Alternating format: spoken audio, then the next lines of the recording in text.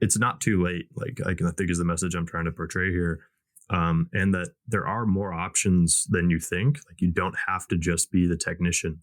You don't have to just turn wrenches all your life. Like if cars are your passion, there's a job out there for you with your skill set. So definitely try and find it.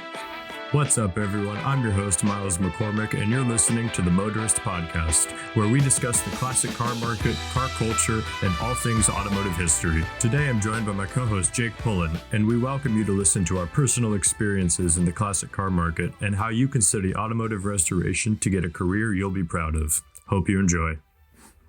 But you had some killer photos. Like that Daytona that you got was a badass shot. Like when you got in that warehouse with like the light leaks coming through. Oh, the petty car. Yeah, that was all by chance. I did not set that up whatsoever. Yeah, I was just walking through the Harrisburg, like farming air sales place, and the light just happened to be hitting it just right. Yeah, so I just walked through a doorway while I was looking for some other cars. I was just like walking around, checking everything out, getting a lay of the land, and then I walked through a door and look to my right, and I just see the front of the petty car in the 43 on it, and I was like, no fucking way. Right.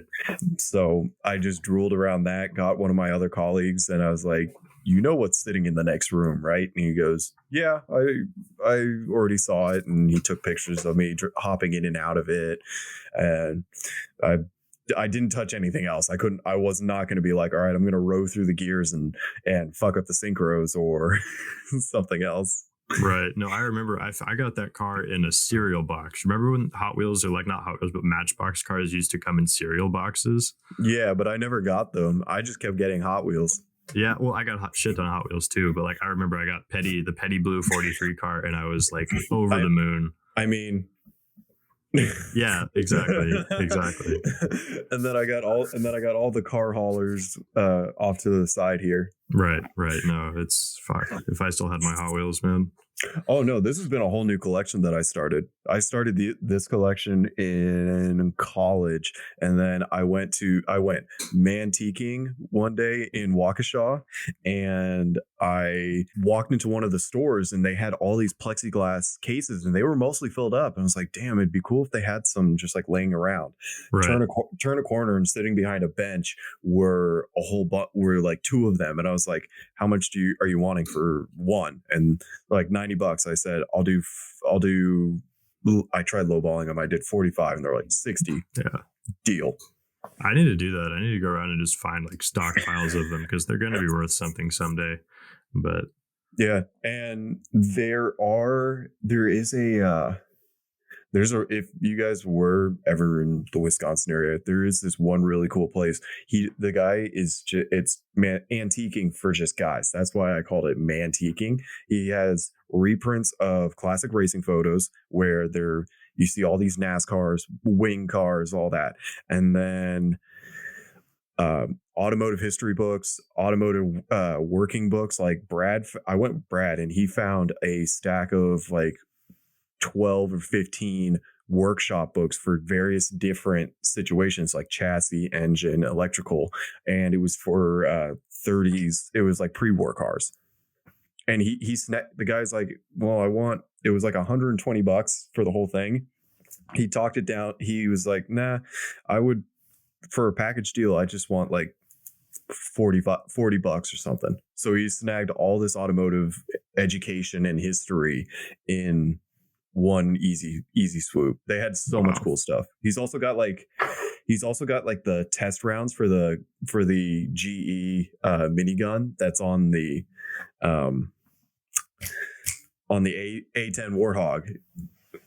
Oh, right on. So it's a big fucking aluminum ignite that's shaped like a bullet. Damn. Yeah. So I guess to properly introduce ourselves, I'm Miles McCormick, and I'm joined by Jake Pullen. We're both automotive enthusiasts, you could say, restorers, professionals in the industry. We both are rather young in the industry, considering this industry is kind of overwhelmed by older folk. But yeah, we share a lot of passion for the industry, and we actually met while we were undergrad at McPherson College studying automotive restoration, one of the only colleges in the nation to get a 4-year bachelor's degree in restoration technology. So if you're interested in restoration, do check it out. My name is Jake. I'm originally from the San Francisco area, Northern California, and I found out about McPherson through Wayne Carini and Chasing Classic Cars. He did an episode looking for a intern, and that was during my senior year of high school. Went, checked it out, signed my application, and submitted it the night of my tour, and it was, from that point on, just a ride that I let the world take me on. Wanted to see the type of people I met and the opportunities it led. And it led to a lot of fun things, a lot of great friendships. Example, Miles and I continuing to work together on various projects, as well as having the chance to meet Mr. Carini, as well as a number of other very high profile and historic individuals in the industry, whether it was restoring cars or the auction industry. I'm currently employed at Mecum Auctions as a consignment agent. I enjoy the passion of speaking with sellers about their cars and learning the market as a whole, how everything is functioning. But that's really all about me. I obviously got into cars at a real young age, given that I went to college for it, and it's been just a fun ride. Yeah. So thanks for that. We're choosing to start a podcast mainly just because we think we both have a pretty unique perspective on the industry. As being kind of that millennial Gen Z transition era, we think we can shed a lot of light on the classic car industry, particular areas that don't really get that much like affection and interest. So many the younger generation tends to gravitate towards the JDM markets and stuff like that, where like things like full classic Duesenbergs, or even like old muscle cars are kind of falling by the wayside. So I think in an effort to kind of revive some of that passion and interest, we might as well put our voice out there and just see what happens. We hope you enjoyed this podcast, and feel free to give us a rating on Spotify and wherever, and continue to listen. But if you want to hear more about our stories, stick around. So, Jake, you had mentioned about meeting Carini. What was the situation that got you into getting to meet Wayne Carini? So in 2019, I did a summer internship with Mecum. I was doing a number of things at the office, data gathering and drafting some information that we did on vehicles. And then at the auctions, I got to travel to a few of them that summer. And at the last one of the internship was Monterey, California, what I consider my home auction. And I was a lot manager, so I was taking care of the vehicles, and I got to walk around the facilities and just look at everything, check out the layout, meet some sellers, meet people who were longtime customers or even new first-time attendees, and share the excitement with them.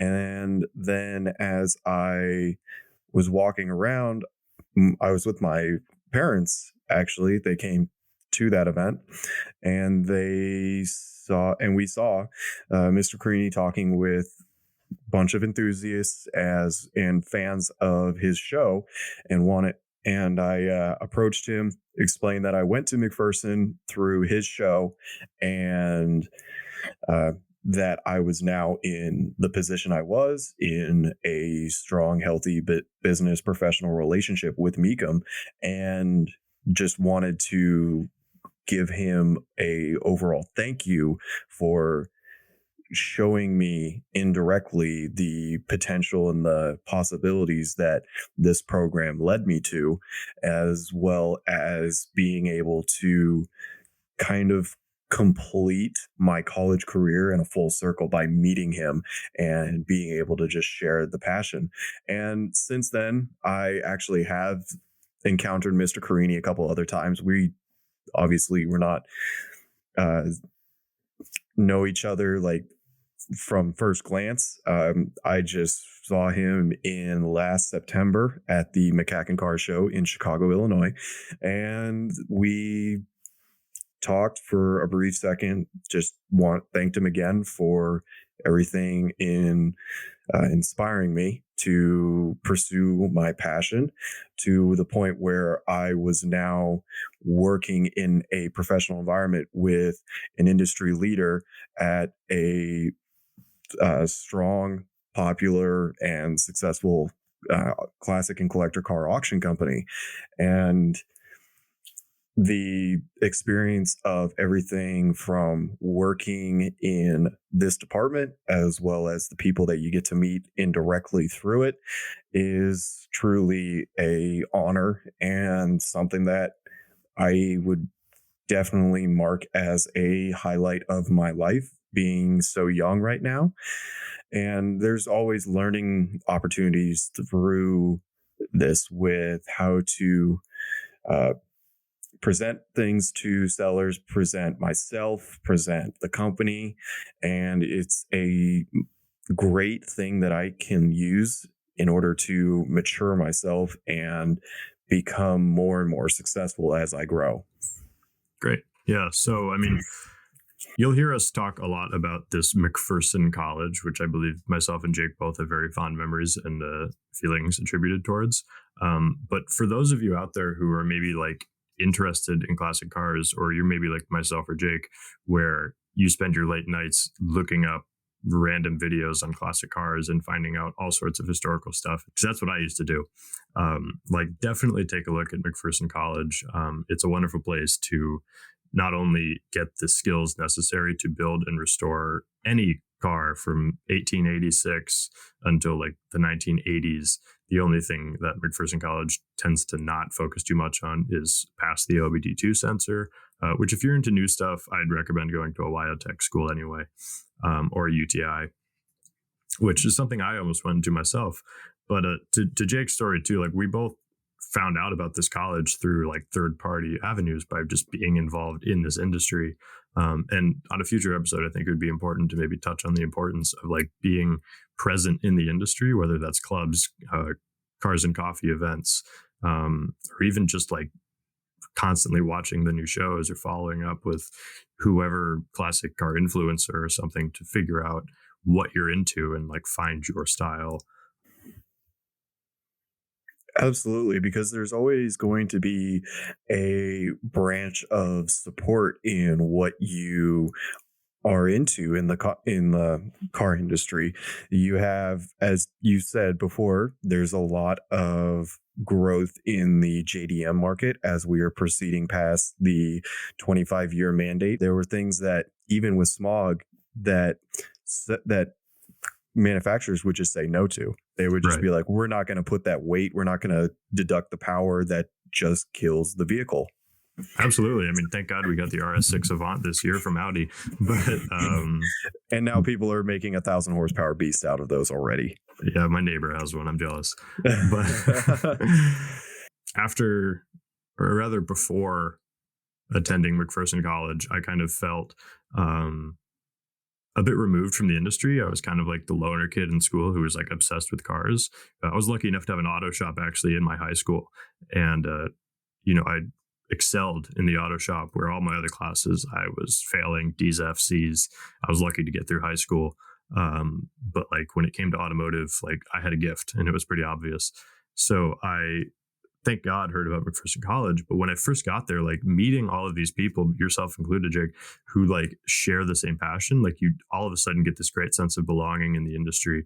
And it's something that I think people should find at an earlier age, just to understand that like this is a career path. And not only that, it's an incredibly lucrative career path.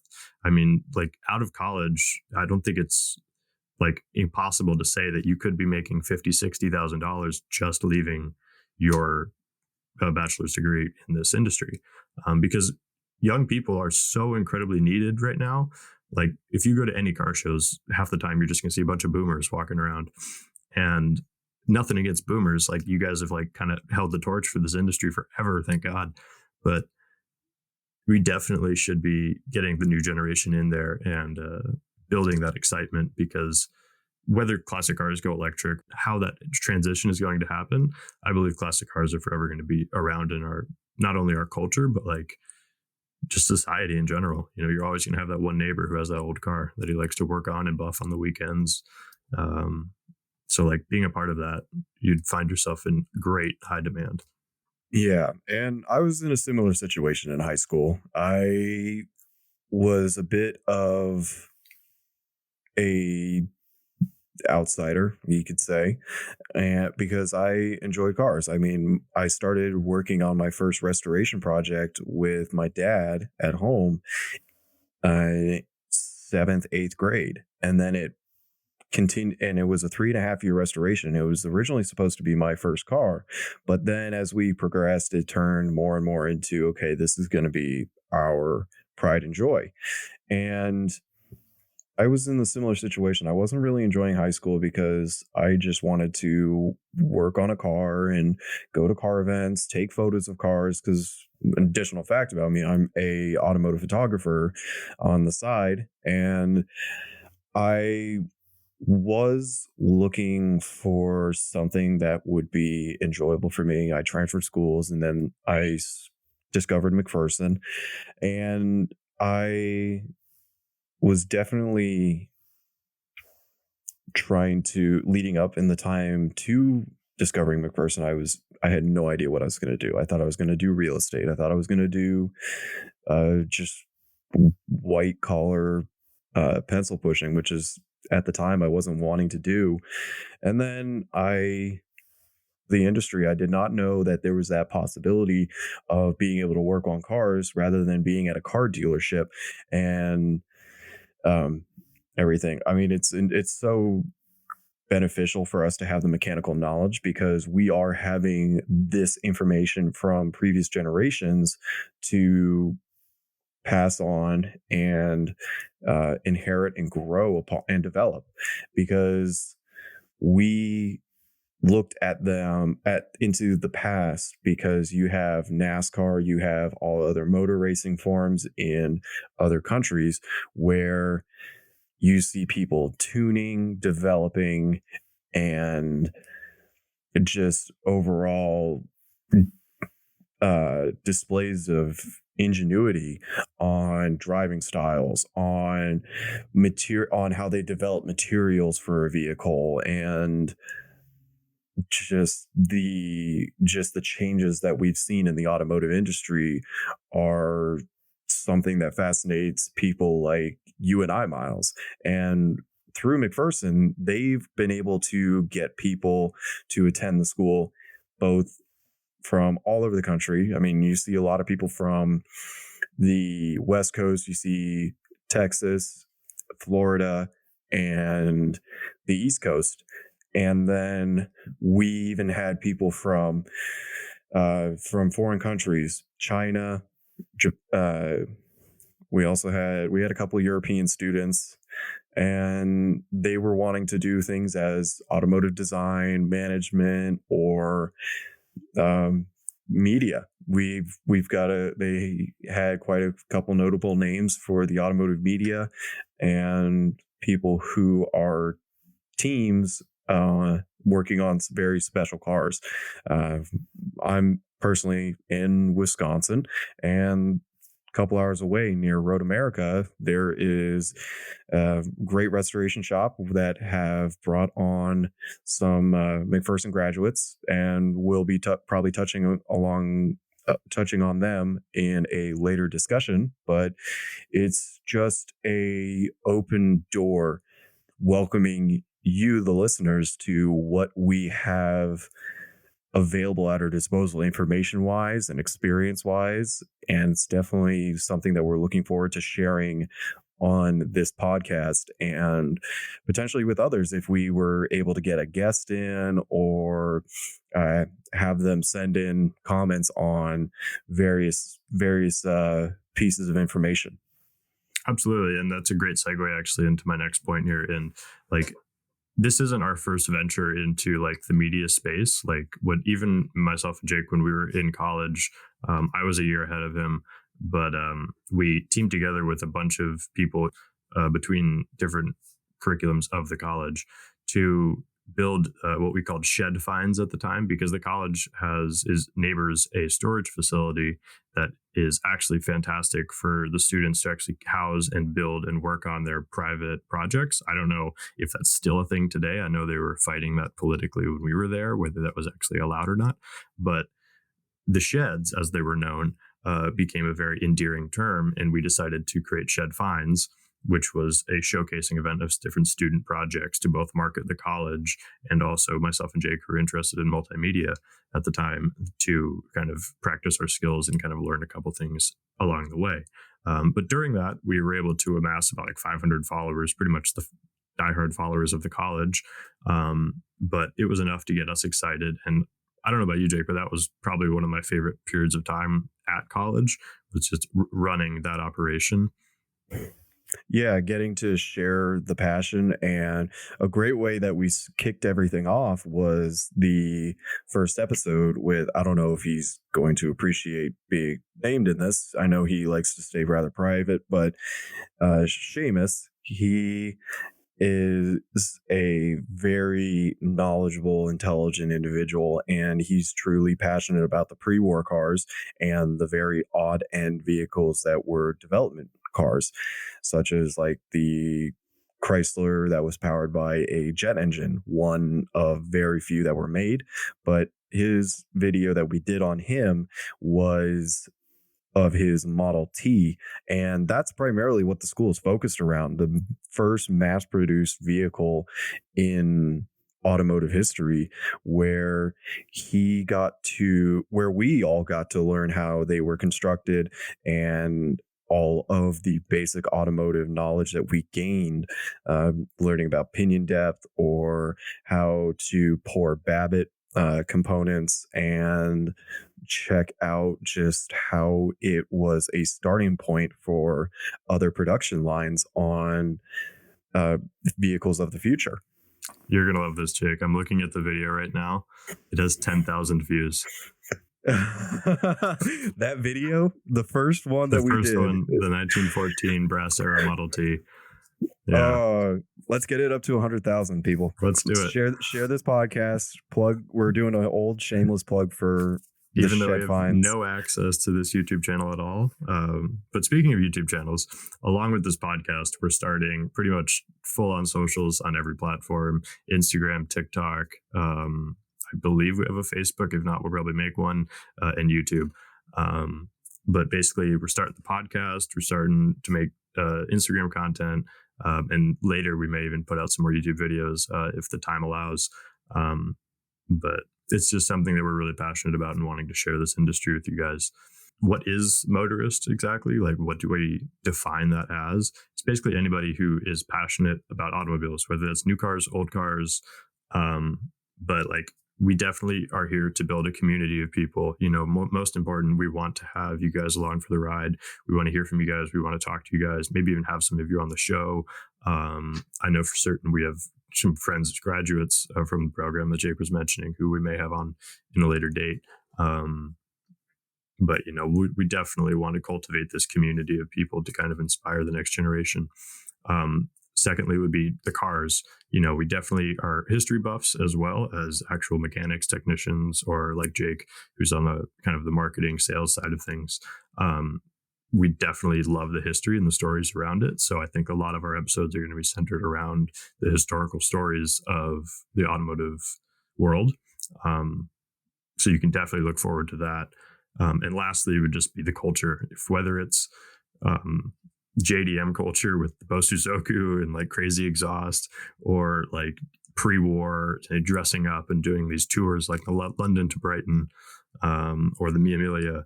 You know, all of these people like share car culture in a different way. And I think it'd be really great to highlight that and kind of bring some more attention to that, because it tends to get buried in the shadows a lot. And it is kind of a really interesting and exciting world to be a part of.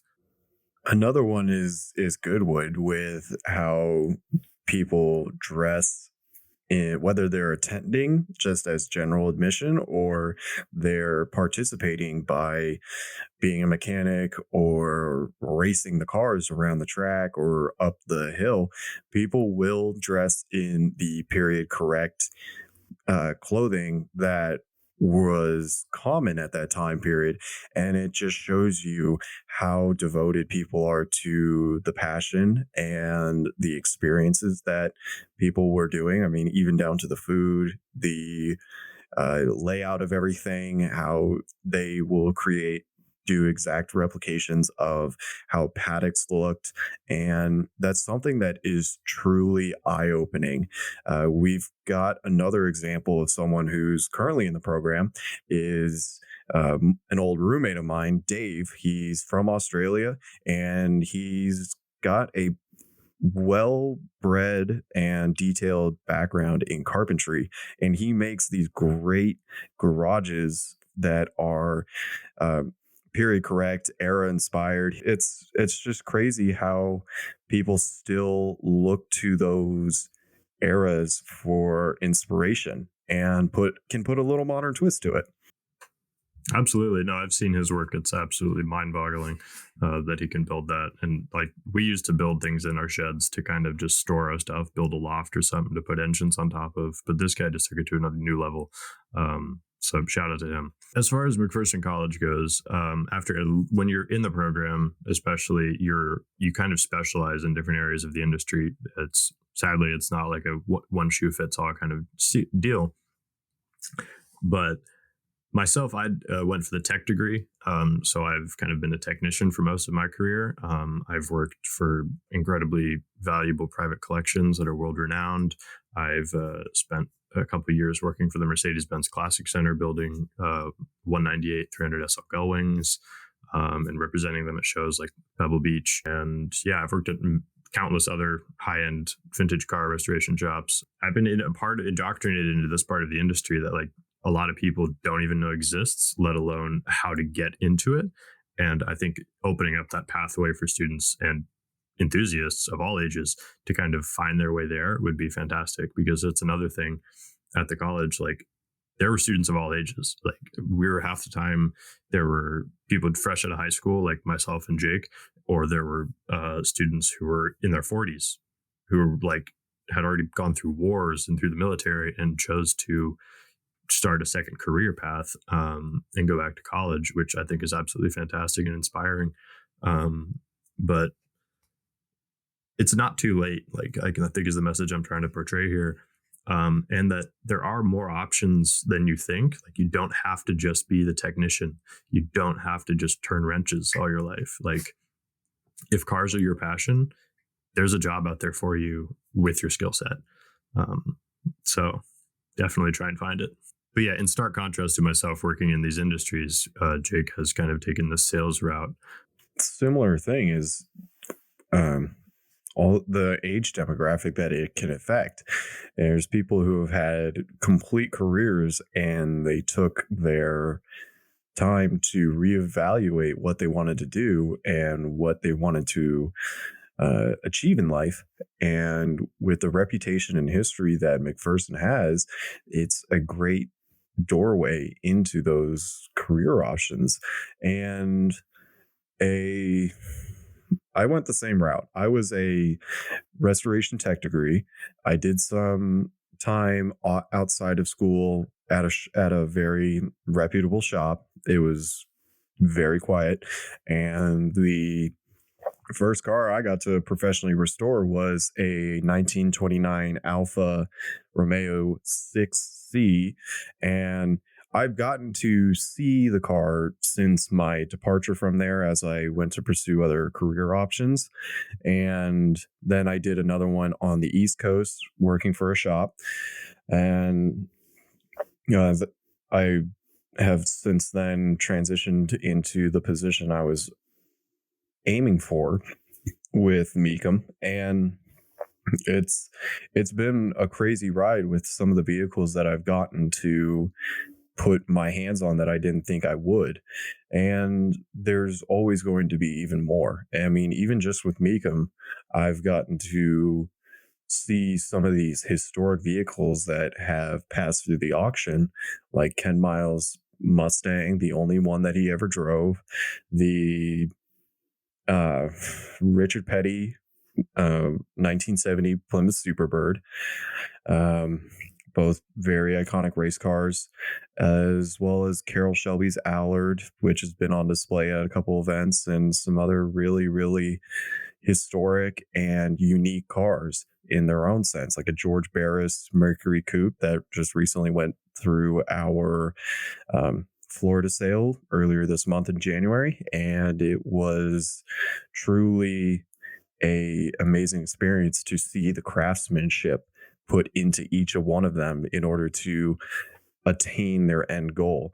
Race cars, they have crazy suspension setups, tube chassis, and I've gotten to talk with the two brothers who originally built the Richard Petty supercar, the Superbird, and they told me about how they were able to get this spider web effect on the paint throughout the interior of the vehicle and also in the engine bay, undercarriage. It was just something for both aesthetic and also as a form of paint protection, just to give it that more robust appearance. And it's being able to talk to these people who had a hand involvement on projects is truly humbling. And it's something that a lot of our generation may never experience and never know. And it just shows you how far everything. Absolutely, yeah. And you kind of reminded me of another thing here. Like, we kind of take for granted like our definitions of restoration and like what it means to restore a car. But I think so many people out there think that like slapping a rattle can paint job is restoring a car. And like, if you're doing a restoration correctly, like, you shouldn't be able to tell that you've actually worked on that car. It should look like it like was put into a time machine in whatever year it was manufactured and popped out in today. So like, as restorers, we take incredible pride in our sense of detail. Like, whether it's what were the markings on the head of a bolt, you know, in Mercedes cars in particular, the K-Max bolt is actually prized because all bolts and hardware from that era would have been K-Max, along with some other brands like Veribus, and other manufacturers of hardware at the era. But little things like this are what distinguish a great restoration from a bad restoration. So when it comes to Jake's point about like actually having that firsthand account of talking to the people who would have built that car, like, that's incredibly valuable information that you can't get elsewhere. You can't read that in a history book. You can't find that in your workshop manual, whether it's your Chilton or something like that. You're not going to find that information. So having a degree in the education like we have it kind of sets you aside in the industry, and gives you a broader understanding of what it means to properly restore a car, because it's not unlike restoring a piece of art like the Mona Lisa or any other, or Rembrandt or something. You need to be incredibly meticulously obsessed with the details and not just the greater picture of the whole. Yeah, and McPherson really does teach you that. And if you're trying to just get a firsthand taste of what it can be like, they offer a summer institute where you can try a number of things. You can do engine building, you can do interior, you can do some. I believe there's a chassis class. There's a program for every subject in regards to restoring, maintaining a classic and collector vehicle that you can indulge in for a 3-month period and broaden your knowledge. And then if it's something that you want to further pursue, you can still get an associate's degree in it, or you can just say, I want to get another degree and it be in this. And you can still learn from it. I mean, you can apply it to not only projects that are going on at the school, or if you are keen enough and you on continuing to improve, then there are the sheds, which are located right across the street from the campus. And they have units available to the students, and you can bring your own car, work on it, and you have a great, strong community where you can say, hey, I'm having an issue with this. I know you're proficient in it. Can you assist me in some way, shape, or manner? Get tools if you don't have that big of a budget and someone else does. It's a really strong knit community. So there's no need to be nervous or afraid of asking for help there. And the teachers, they will come and help you. They live close by. They'll come to your shed, talk things over with you, see what can be done, and then we will come to a conclusion. Even you can bring the car or part that you're working on into the facility where we do this restoration work in classes to work on the car. And it can become a class lesson, class project, or just something that you want to attack in the off time. Absolutely. I mean, the sheds are a fantastic community. The college is incredibly intertwined and interknit with that, those facilities over there. I'm looking forward to going back to the college for the car event. It's going to be a blast. I already know it. I haven't been back there since the broke out. And you mean the virus we shall not name? Oh, okay. So not that we have any monetization, but like if it ever does happen in the future, I don't want to have it on there. Yeah, absolutely. And so to backtrack on that, I haven't been to Kansas or McPherson since 2020 occurred and the situations declined. So I graduated remotely and I got to miss out on the car show. I didn't go to 2021.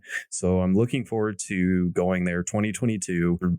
It's also colleague. kind of like the Oscars for us too. Like that and Pebble Beach are both kind of like the Oscars event for us because it's a time to kind of reflect and assess on like the year prior, or like it does happen in May, so it's a mid-year event, but it's a way to kind of reflect and meet up with other people of your industry because people from all over show up to McPherson College's car show, whether it's the Revs Institute, Jay Leno, Wayne Carini, Paul Russell, all of these fantastic names in the industry show up to kind of support the college, but also like take note of up and coming talent in the industry.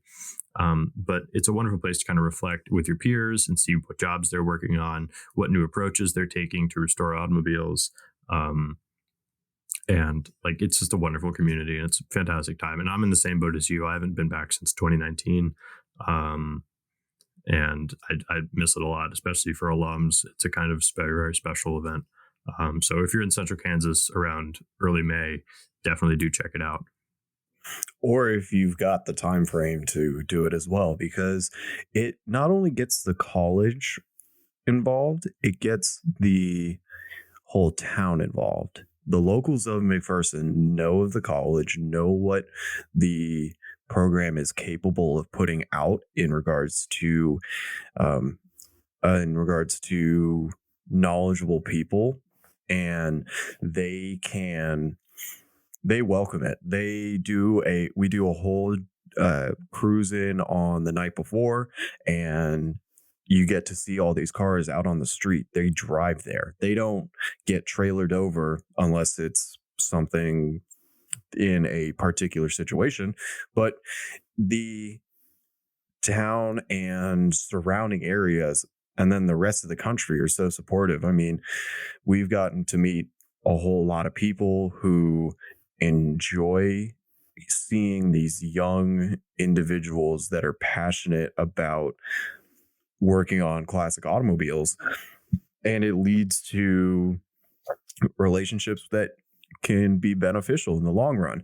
I mean, we've got people that Miles and I have friends that are down in Florida, up in Washington, up in the Northeast coast, just all over. And again, I mentioned earlier, we have international students. So there's also people who are taking the knowledge and the experience and the information back to these other countries that we didn't really expect to when we were coming into this. For reference, China, Australia, England, I mean, everywhere. And the school wants to show students there a piece of the automotive history that is overseas. Like there was a potential for a trip that was to go across to Europe and check out Mercedes-Benz Museum, BMW, and Porsche, as well as going to the Nürburgring. During this podcast, I think on every episode, we're going to have a minute, since we have the luxury of having Jake, who works for Mecum Auctions. He's going to, we're going to evolve this over time, but for the meantime, we'll just say it's going to be a time for you to kind of showcase what's coming up, what auctions, cars that kind of have piqued your interest. Think of it as like early Top Gear days when they had the cool, uncool list. There's always a number of things that can be considered cool and uncool. As I previously mentioned, we have a sale in Florida to kick off the year. It's located at Kissimmee, Florida. And this year it ran for 11 days. 11 days straight of just auctioning cars with 1 day for road art. So neon signs, gas pumps, anything that you can really think of. But some of the standout cars, of course, were Ken Miles' Mustang. It came up for sale, as well as a Ferrari F40 and a custom Mercury from 1951 that the Barris brothers built. And there are other standout cars like a McLaren Speedtail, Pagani Huayra, some unique Camaros, Chevelles. There was a 300 SL Gullwing there, and it was a very successful and strong sale, record breaking in regards to the amount of vehicles that we had registered in total. We were at 3,400 and change. We did over 200 million in total sales, which was a record that we exceeded from our 2021 sale. Then the sale rate was really strong as well. The amount of vehicles that sold and didn't. And it brought out all these unique cars, like buses, bikes, and just stuff that had some sort of significance in the industry. But right now we're getting ready for our Las Vegas motorcycle sale that's taking place next weekend. And then following that in March, we have Glendale, Arizona. There's quite a nice array of vehicles that are going, Corvettes, a couple Ford GTs and stuff like that. And then there's some other stuff coming up, but we haven't posted those listings yet because we've got a process and a plan for everything. So we're definitely looking forward to a progression in the success that we've had the past few months, almost a year of really strong sales. And due to everything that has gone on in the world these past couple of years, it has really benefited the automotive industry in regards to the sales and the restoration side of it as well, because people weren't able to do a lot. So they were capable of sitting down, getting it with a pen and paper, looking at a collector car that was sitting in their garage that was in a state of disarray and say, okay, let's restore it. So you see a lot of unique custom cars. You see a lot of really well done restorations coming into play. And it's just been a crazy series of events for us that we're looking to just, yes, we've had these records, but we've wanted to just grow. We want to keep on growing. We want to keep on succeeding. We want it to keep setting new standards for the industry that we're in, the marketing and sales, and just keeping a positive outlook on all events that have happened and what is to come. And I know you can't really predict that, but it is still something that you can always look forward to. We have people calling in and saying, I can't wait to see you guys at this auction. I've been a long time supporter, long time viewer on TV, and they talk to us about their dreams of obtaining these cars. We've got people who call in and say, "Hey, I think this car is been in my family in the past," and we go over the information on the car and like, okay, it may not be it, but they talk to us about the passion and the memories that they had with it, which is truly humbling. And that's what I really looked forward to in this job. Yes, you can travel. Yes, you can be a part of really something great, but it's really, to me, more about talking about cars, sharing the passion, hearing about what people have been able to achieve with things in their life, and these vehicles can show it, and it motivates me to work even harder and try pursuing obtaining a collection of cars myself, or being able to own some significant vehicles, whether it was one that was most produced or unique in this way based on its development and manufacturing standards, or just the heritage on it. I mean, being able to own a racing car that has had multiple class wins, or it's been driven by these set people, is truly motivational for me to be able to try working towards owning those.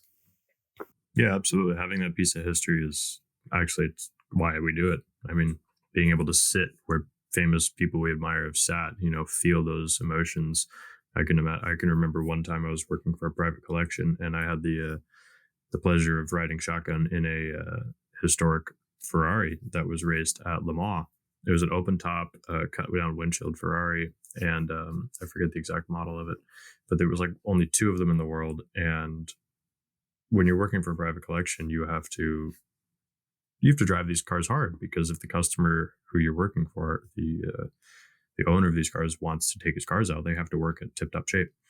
And we would take this thing out, and you had to wear the racing goggles, and you could just feel like the wind pushing your cheeks back into your cheekbones, and like it was just such sensational feeling of the torque, and like you could put yourself back in period and think, these guys race these things for 24 hours straight in the cold, in the rain, in the dark. It's one of the reasons why I love the intro scene to Ford versus Ferrari so much, because it really captures that feeling so well. One other segment I wanted to do on most shows is kind of like current events, rapid fire kind of questions.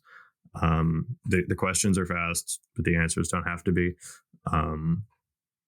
So it basically, since we don't really have many current events prepared for this, is just like a welcome to our podcast. I think I'm just going to ask the one question that all car enthusiasts despise. But knowing Jake, you could probably answer in 2 seconds. I would encourage him to think of something other than this. But Jake, what's your favorite car? I'm going to be real with you. It's too hard to say. I am a longtime enthusiast of Fords. I've got a couple model cars here of a GT350H and a 66 Ford GT. Lightweight, agile, smaller displacement, but still has a torquey motor. And Miles, you're right. I would typically go along one path saying a Ford Cortina. I've got a variety of them from different years, different generations, different body styles. And that's what I first restored. And yeah, that's a passion. That brand and that model, the Cortina, has been burned into my memory banks. And I love it. I mean, my dad sends me pictures of him working on one that we recently acquired, and I got to put my hands on it and work on it. Um, the car that I restored with him in middle school and high school, it got first in class on Concourse of the Avenue in Carmel, and Wayne Carini even got to look at the car closely and gave my dad positive feedback and some praise on how we did the restoration. But if I was really to boil it down based on having a car that I could enjoy on weekends, drivability and everything with an unlimited budget, I think I would have to say my dad's 2017 GT350. It's along the last line of V8 manual transmission. Yeah, it's got all these technology, but I should rephrase. You're allowed like a modern car, but like the modern car stays outside. So like the nice car gets the garage. then I would have to go with a 250 GTO. Okay. It's been a standout car for me with the Colombo and the styling of it, which it's iconic. There's nothing else like it. There's vehicles that took similar cues, like the Shelby Daytona Coupe and some other things, but Datsun 240Z, 240Z, the Gullwing, the 300 SL, and not so and much. that were the same time 300 SL period. came The before long, it. yeah. The Jaguar E-Type is kind of similar body style, but a 250 GTO with the road car bred for racing would be an ideal standpoint. Yes, they are multi-million dollars, but then another option would probably be I would have to say a 240Z. Yeah. Because it's got similar proportions, long front end and 6-cylinder with a pretty decent weight distribution balance. I know that every car can be better on that if you were to look at it in a competitive aspect, but with the smooth power band and the sound, if you're able to put the right carburation setup on it, it would be it would be a great car to take on the road.